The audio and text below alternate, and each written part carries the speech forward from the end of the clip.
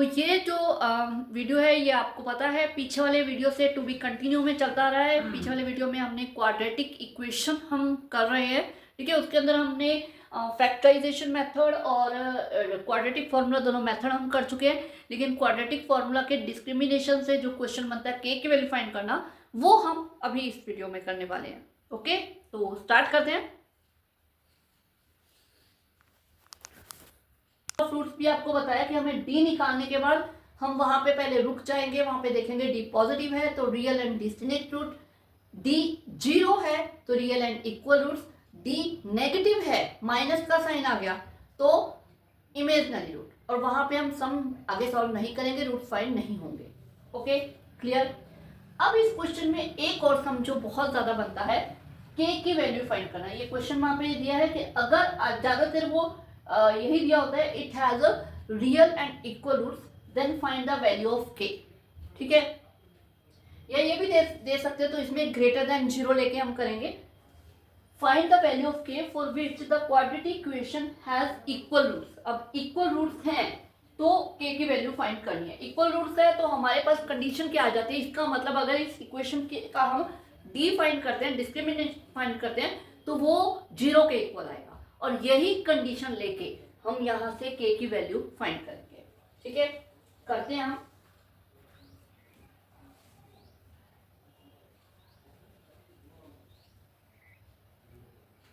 तो हमारे पास इक्वेशन है 2x² माइनस के एक्स प्लस के इक्वल टू जीरो, और यहाँ पे आपको क्या दे रखा है, इक्वल रूट्स है तो इसका मतलब d इक्वल टू जीरो है, और d क्या होता है b² माइनस 4ac, ठीक है। b यहाँ पे आप देख रहे हो माइनस का k है, a है 2, b है माइनस का k और c है k, ठीक है। तो ये आ जाएगा माइनस के का स्क्वायर माइनस 4 इंटू a है 2 और c है k, ये आ जाएगा। माइनस का स्क्वायर पॉजिटिव हो जाएगा, ये आ जाएगा के स्क्वायर माइनस 4 2 8 के इक्वल टू जीरो। यहाँ पे हम क्या करेंगे, इसको फैक्टराइज कर देंगे, के कॉमन फाइंड कर लेंगे, के हम कॉमन ले लेंगे। तो एक तो ये k is equal to zero आ गया, एक आ गया k minus 8 is equal to zero. तो इसकी k की दो वैल्यूज आ गई, या तो जीरो है या 8 है। अब यहीं पे अगर ये इक्वल रूट्स ना देके, अगर यहाँ पे दिया होता रियल एंड डिस्टिंक्ट रूट है, अगर ये चीज दी होती तो क्या होता कि हम यहाँ पे लेते d is greater than zero, ठीक है। तो इसका मतलब ये जो सारे साइन जो हैं ये ग्रेटर देन जीरो में आ जाते। अब ग्रेटर देन जीरो में आपको पता है कि greater than zero, greater than zero आ जाता तो इसका मतलब के क्या आ जाता, हम 8 की वैल्यू इसकी सिलेक्ट कर लेते। यहाँ पे अब हम दो वैल्यू दे रहे हैं, लेकिन उसमें हम क्या करते, सिर्फ एक वैल्यू 8 लेते, क्योंकि वहां पे क्लियर है कि के जो है जीरो से ग्रेटर है। ओके, ठीक है।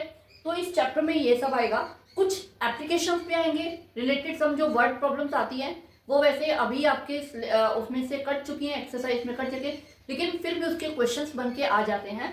कैसे क्वेश्चन होते हैं, एक तो स्पीड के होते हैं, स्पीड का फॉर्मूला होता है डिस्टेंस अपॉन टाइम।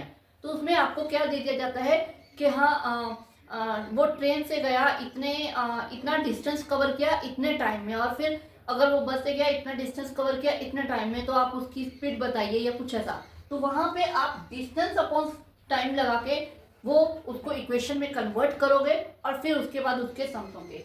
इसी तरह एक क्वेश्चन आ जाते हैं एरिया ऑफ फिगर, जैसे लेंथ इंटू वो आपको दे देता है रेक्टेंगल का एरिया, रेक्टेंगल का एरिया आ जाता है, उसकी लेंथ दे देंगे, एक्स ब्रेथ दे देंगे, एक्स में से 2 कम है, ठीक है, और एरिया इतना है कुछ।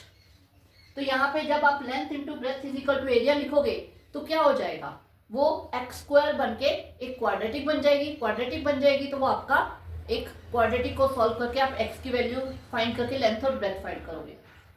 इसी तरह volume of water, flow rate of time into time, इसमें क्या आ जाता है, ज्यादातर ये आ जाता है कि अगर कोई बोट लेके गया करंट में, पानी को करंट में बोलते हैं, तो उसमें आपको दे देंगे अगर वो डाउन स्ट्रीम गया है या अप स्ट्रीम गया है, ठीक है। करंट का आपको स्पीड दे दी, लेकिन नाव की स्पीड आपको पता करनी है, तो नाव की स्पीड आप x ले लोगे प्लस करंट की स्पीड ले लोगे। अगर वो डाउन स्ट्रीम गए, डाउन स्ट्रीम यानी कि पानी के बहाव के साथ, तो उसमें उसकी स्पीड ऐड हो जाएगी, तो प्लस मान लो 25 दे रखी है, ठीक है, और डाउन अपस्ट्रीम में -25 होगी। अब इन दोनों का प्लस या इन दोनों के प्रोडक्ट को इक्वल टू समथिंग दे रखा होगा, तो वहां से हम क्या है एक क्वाड्रेटिक इक्वेशन बनाएंगे, फिर उसको सॉल्व करेंगे। इसी तरह नंबर ऑफ एजेस, एजेस के ऊपर से हम आ जाते हैं कि आज इसकी एज, सोनू की एज और उसके फादर की एज ये है, उसके फादर की एज उसकी 5 गुना है, सोनू की एज हमने x ले ली, फादर की एज उसकी 5 गुना है, ठीक है। आज से 5 साल बाद तो वो आ जाएगी x - 5, तो वो उसके फादर की जो एज है वो उसकी 2 गुना हो जाएगी। कुछ इस तरह से करके इक्वेशन बन जाएगी, ठीक है। ज्यादातर इन्हीं एप्लीकेशंस के ऊपर सम आते हैं, और बाकी मेन ये वाले सम इसी टाइप से आपको सॉल्व करने होते हैं। क्वाड्रेटिक इक्वेशन आ जाएगी, 2 मेथड है उनसे सॉल्व होंगे, या आपको नेचर ऑफ रूट्स पूछ लिया जाएगा, या फिर आपको के की वैल्यू। ओके।